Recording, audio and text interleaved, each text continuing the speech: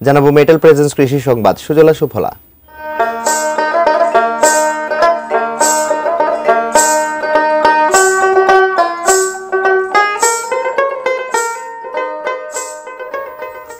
বান্দরবানের পাহাড়ে সোনালী আভা ছড়াচ্ছে জুমের পাকা ধান।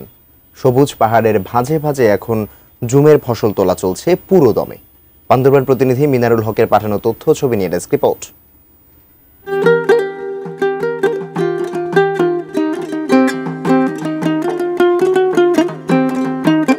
চিম্বুক থেকে শুরু করে দূর দূরান্তের পাহাড়, সবখানেই সোনালী ধানের সাথে তরতাজা সবজির সমারোহ।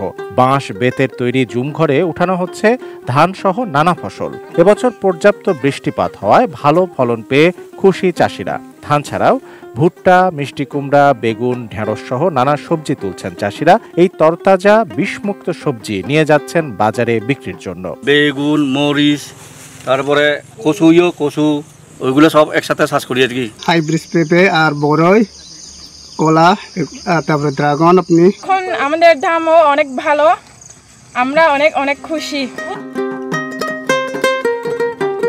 বিরূপ আবহাওয়া, মাটির উর্বরতা হ্রাস আর একই জমিতে বারবার ফসল ফলানোর কারণে উৎপাদন কমছে দিন দিন। এতে প্রভাব পড়ছে পাহাড়িদের জীবনে। বিভিন্ন কারণে জুম চাষ কমে যাচ্ছে, বিশেষ করে বিরূপ আবহাওয়ার কারণে। এর ফলে জুম চাষিদের যে জীবনযাপনের উপর একটা নেতিবাচক প্রভাব পড়ছে।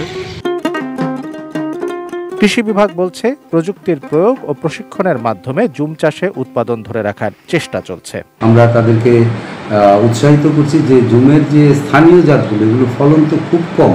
জুমে যদি তারা উপসি জাতের ধানের আবাদ করে তাহলে ফলনটা বাড়বে।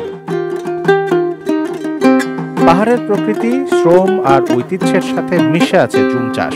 সঠিক পরিকল্পনা আর প্রযুক্তি কাজে লাগালে পাহাড়ে এই ঐতিহ্যবাহী কৃষি আবারও ফিরে পেতে পারে আগের জৌলুস। শামসুল আরেফিন, ডেস্ক রিপোর্ট, এটিএন নিউজ।